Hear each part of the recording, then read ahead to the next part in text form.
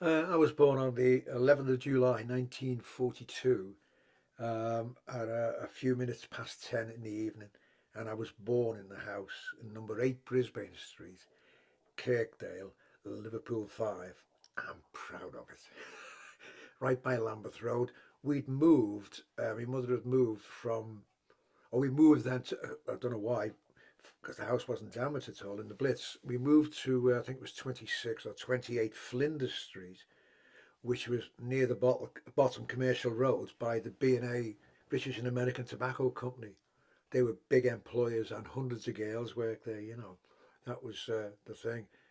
That's probably my earliest memories is really, I remember nothing of Brisbane Street, but I remember getting in the furniture lorry to move to Marsh Lane where we moved. I actually remember getting in the back and my dad lifting me into the back of the and pulling the tailgate down and sitting there holding me so I wouldn't fall over. He sat on a packing case. And that's really, I'd say, my earliest memories. I must have been 2. I'm amazed I could remember from that age. I don't think I was even 3, but it's stuck in my mind, you know. Well, I don't have any personal memories because the National Health Service came out 48, yeah, that's right. And I must have been one of the. I broke my leg in the my fibula of my right leg in the North Park fighting. Some bigger boys tried to get me and my little friend fighting, and they pushed him towards me. And as I went backwards, my foot there's like a slight dip, and a very slight divot out, and my leg twisted, and I actually heard it snap. It snapped like a can, and it wasn't a green stick fracture where it splinters like that, like a brush. It was a clean break, and my mother took me to Bootle Hospital in someone's buggy. Don't think we had a buggy then, and the doctor looked at it and he said it's severely bruised. And I can remember clearly looking out to the sitting on the bed and looking out of the back window into well, Tom Summers and Johnny Summers, who were known down the lane. Our bedroom window overlooked there, so we knew who they were. And I remember just staring at their house all night until it got daylight. And all the next day I was crying and in pain. And my mother took me back, and an Indian doctor looked at it and he said, has anyone taken an X-ray? And he said, no. He said, well, get an X-ray. And I remember him hanging the X-ray up, and he said, "Look, here, Anthony, look at this. Here's your leg," and you could see it dead clear, snapped clean like that, the bone. So they put me in plaster, and I had to start. I was out to cheek of me right behind like that, and all the way down, just my toes sticking out. And what a job I had! It was terrible playing football.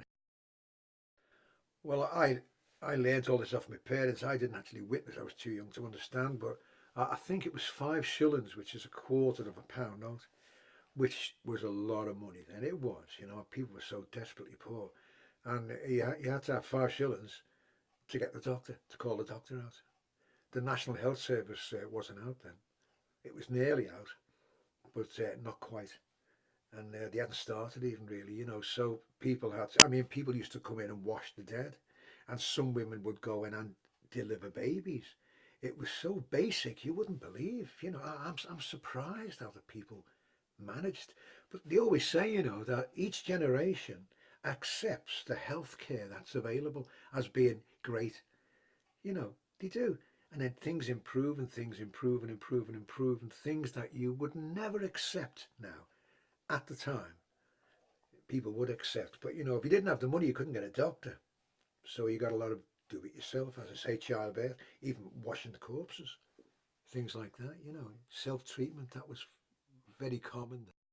Yes, well, from what I can gather, most of the doctors in Britain were not happy at all about it because suddenly they were limited to what they can do. And the way they got around it was that the powers that be in the fledgling health service, they allowed, I think it was consultants, to examine people in our hospitals, right? And they could also beds were made available for private patients. So they got the gravy as well. So the top consultants could still carry on making a lot of money. And the reason that the it was a way of jumping the queue. If you were found you were going to wait 8 weeks to see a specialist, you could go pay private and you could get seen to quicker if you had the money. And it wasn't only rich people took advantage, people would skin themselves, to get treatment quicker, but it was a way of jumping the queue. But that took the sting out of it because the doctors weren't happy at all. And a lot of them attempted to destroy the National Health Service at birth. They used to purposely overprescribe. You wouldn't believe it. I remember something having like a cut on my arm, was a tiny thing. And I went to the doctors and I remember I got 6 rolls of bandages and I got a thing. It wasn't a tub, it was like a bucket of cream. And that was all on the prescription, all for free. And I had rolls and rolls of lint. And he used to, every time he went to our doctor, he would really overprescribe. And I heard my dad mention, he said, they're trying to kill the National Health Service at birth. They're trying to make it run out of money. They're overprescribing. The bills must have been tremendous, so much so that, as you'd imagine, we've never had anything like this before. The National Health came along, and all of a sudden, everyone filled their boots. People were getting glasses, weren't they? Walking sticks. They could get, I think, dental treatments probably come out at the same time. And all of a sudden, we had all these bills to pay. And the powers that be in the British government, the wonderful Labour government we had at the time, they were fabulous. I was only a kid. My dad used to speak with great. And Ida Bevan, they were giants. I wish we had some of them now. And they had to go back to the Americans and borrow another couple of £1 million. They ran out of money. It was that they took terrible chances. I mean, they floated. A bankrupt country borrowed the money and floated a magnificent health service, which we've still got to today. I don't think half our family would be alive now. It wasn't for the NHS. I think everyone in Britain owes them a debt. They do. It's a wonderful institution, and long may it prosper. I think they started more or less when the war broke out, and ration books were discarded till about 1956. And the last thing I think that came off the rationing was sweets.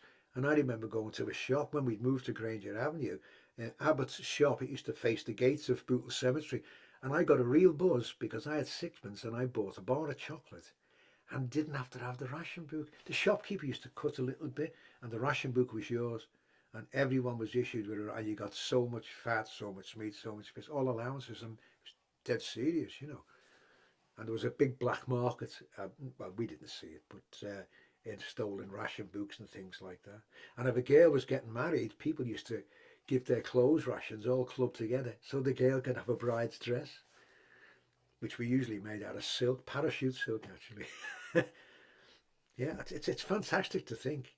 Army surplus to make a wedding dress, Unbelievable, isn't it? Nylon, it's a combination of New York and London. That's where the name comes from. And if the Yanks who invented it, they compress a gas or something and it goes into a thread and all that. But nylons were much sought after.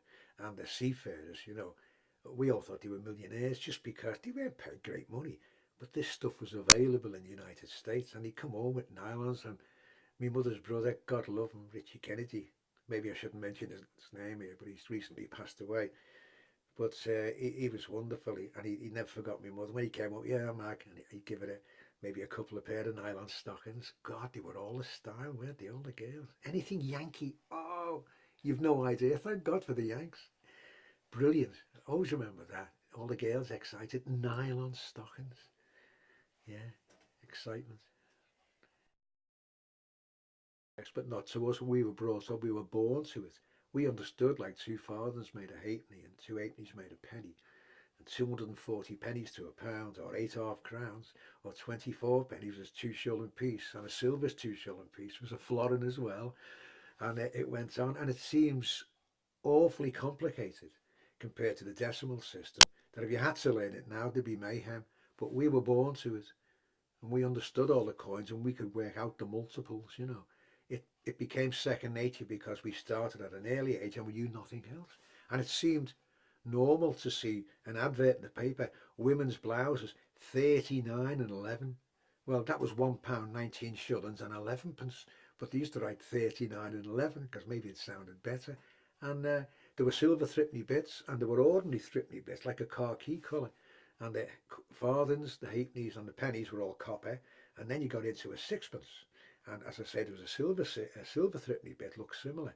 and then you got into shillings, then you got into 2 shillings, then half crowns, and then that was all the coinage. Then up to till you got like a pound note, and I don't know if guineas were actually in circulation. People used to talk in guineas because it sounded posh, you know. They used to the prize money in horse races were always like a 2,000 guineas. It means a guinea was 21 shillings. But the thing then, looking back, it seems incredibly complicated. And imagine working the percentages out. Imagine working 10% of £1 19 and tuppence halfpenny. You know, complicated, wouldn't it? Not that we could do it, but the money was simple to us, basic, and we understood it perfectly. And I still do. I can still deal in pounds, shillings, and pence, but the decimal system makes it dead easy for everyone, doesn't it? So yeah, it is better. Well, dockers were literally casual workers. They turned up for work. If there were no ships in or they were fully manned, you went home again. And then you came back down in the afternoon and you'd have a muster and you'd stand there. And you had to go round literally from shed to shed to shed. And men used to walk along the line of docks looking for work. And it could be possible you could get half a day at or 1 yard. You could get half a day at one shed, and then you might get a day and a half at another shed, then you might get a day somewhere else. And when it came to payday, they had to walk the line of docks and pick their pittance up from all the places they'd worked.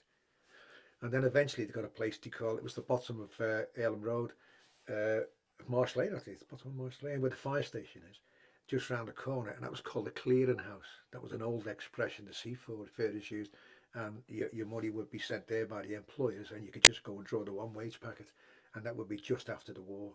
I think before the war, they still had to walk the line of docks or the overhead railway, jump on the overhead if they could afford the fare, because they were very, very poor. They were poorly paid in a bloody dangerous job, really. Yeah, they're my memories of them.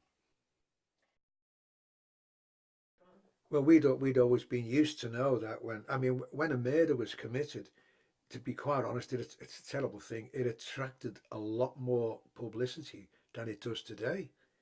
You seem to be reading about murders all the time, but when someone was murdered, there was a good job someone somewhere would be hanged. And there was an infamous crime. It was called the Old Curiosity Shop murder, where a man was owned a shop and someone who worked for him murdered the man and robbed him and disappeared. And the police picked him up.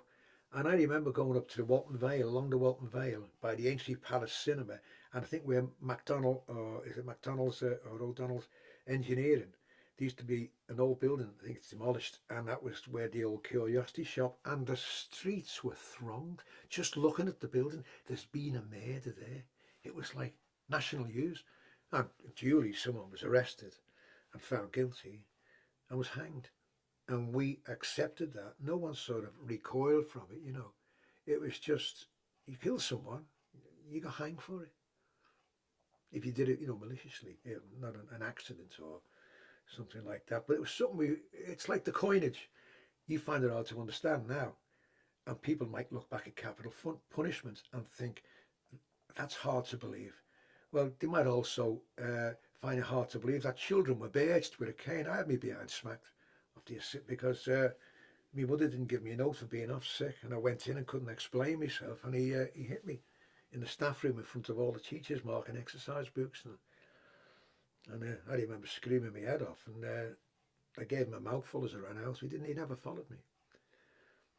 Yeah, Mr. Corley, he was 64 years of age, and I thought, one of these days I'll grow up and I'll come back and get you.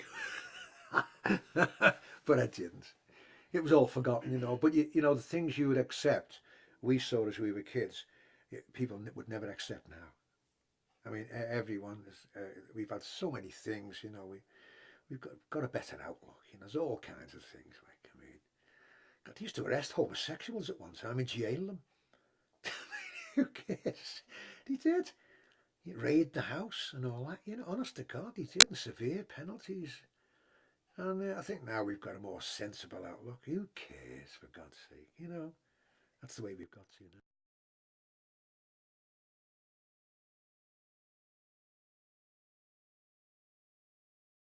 Yeah, it was the it was a trial called the Cameo, made it very infamous, and Charlie Connolly, who ended up he got about 7 years for armed robbery, and his partner, who actually went into the cinema and shot the manager dead, and then the assistant manager come out the office when he had the bang, and he wrestled with him. He was a brave lad. He was only in his late 20s, and he shot him dead as well. And it attracted the attention of the whole country, you know. And people were queuing outside the George's Hall before the new court, years before the new court. That was where all the big trials were, the sessions, you know, they come round. And the trial was there, and people used to queue up outside, and they would sometimes lose their place and try and judge how fast the queue would move down between different sittings of the court, so that if someone got sentenced to death, they would end up in the court and watch the judge put the black crepe on top of his wig and pronounce the death sentence. I mean, that was the pièce de résistance. People were awful gory, you know. They were, but it was a different situation then, and they shot the manager dead and the assistant manager, and Charlie Connolly was, because I think he got 7 years for armed robbery, and Kelly got hanged. And I went to St Monica's, which was the nearest school to Walton Jail, and some of the kids lived near it, you know, and they went up there, and the writ, when Kelly was hanged, it was, I think it was, did he have sellotape then? It was stuck on the door. They used to nail her on the door, I believe. And it mentioned that the sentence had been carried out, and all the kids, everyone took it in their stride. That's the way it was. No one was like, I don't remember many people campaigning or demonstrating to stop the death penalty. I don't remember that at all. There was no like big organisation. And eventually, years later, the year you mentioned, it was put out to Parliament on an open vote, you know, where you could vote on their conscience, and they voted to abolish the death penalty. That's what happened. But the last two people to be hanged in Britain one was hanged in Walton Jail, and one was hanged in Strangeways in Manchester at exactly the same time. They'd killed the milkman. They kicked him, beat him up, kicked him to death, collecting the milk money, and the two of them were hanged. And that's the last I remember. What year did you say it was? 1967. 1967. Was it really? I didn't know it was that. I thought it was earlier than that. Okay, I'll take your word for it. Yeah, yeah. That was the last time that people were hanged, and after that, it was abolished. And they just missed the Moors murderers, didn't they? You know, Ian Brady like got off on a bike, didn't he? And Myra Hindley, because they would certainly have swung. No two ways about it. But it was abolished before they were convicted, so that was it.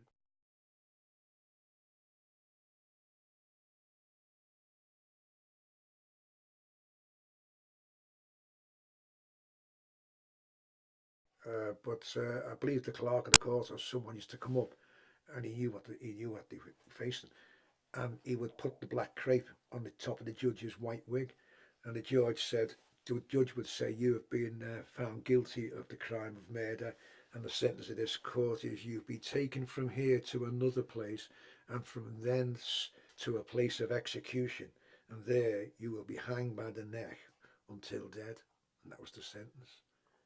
That was it. And he went to Walton. He waited a couple of weeks, and they were executed. I've been in a condemned cell in Walton. Yes, I've been. What it is, you know, people get a different idea. What they were doing was, we used to have good friends who were in the prison service, and we used to have a drink with them in the Warders Club in Hornby Road. And one time they said, "There's all new rules coming out. Common market rules dictate they have to have a window in the cell that opens. They got to have a toilet, no more slopping out and all that." And he said, "Would you be interested? Would you be interested in looking inside a British prison before it's on out?" And I said, "Well, not really. I think the Nick's the last place I want to go." But he said, "Oh, come and have a look." So I went into jail, and he took me on one of the landings, and he said, "Now this place was used as the warder's tea room."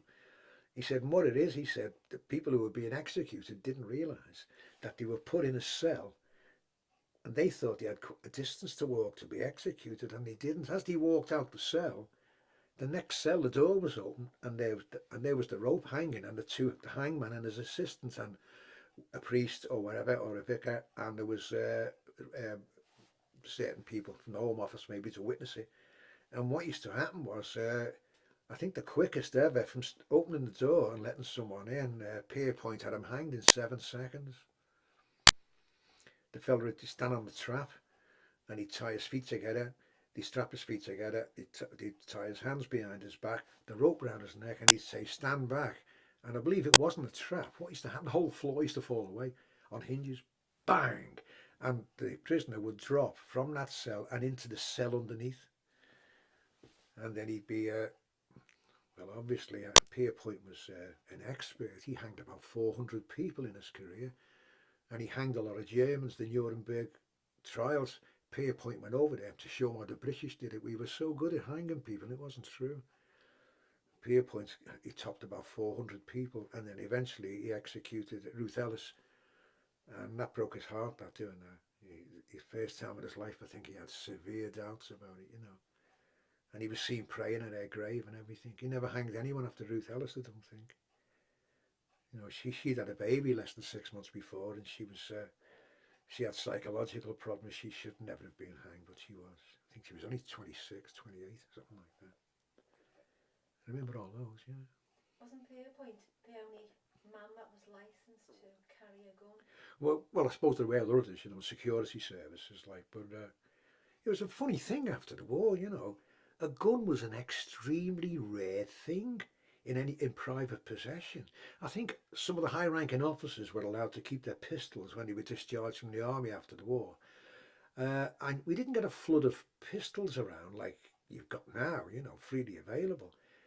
When I was in the cadets, I used to carry a Lee Enfield rifle. They'd take the bolt out because it's a waste. You can't put the Lee Enfield bolt in it. It's no good. It won't shoot accurately. And they used to give us, I was 14, I used to carry a Lee Enfield rifle home. And it never attracted any attention. No one was interested. You know, once upon a time, people saw a gun, they'd gather around and look and go, oh, is that a gun? But this is just after the war. I think people had got sick of it, you know. The whole war thing, you know, I mean, it suffered so much, and it was commonplace to see military police carrying guns in that, you know.